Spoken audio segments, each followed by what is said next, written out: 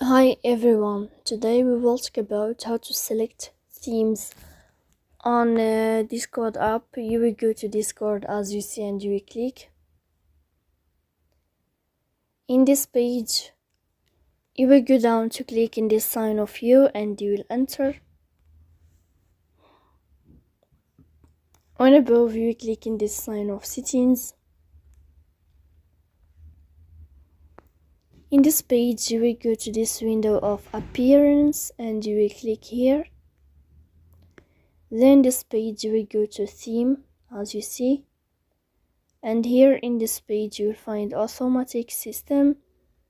And you can choose another theme here like this midnight or dark theme, and here we'll find white theme in this page. So please don't forget to support us by like and subscribe.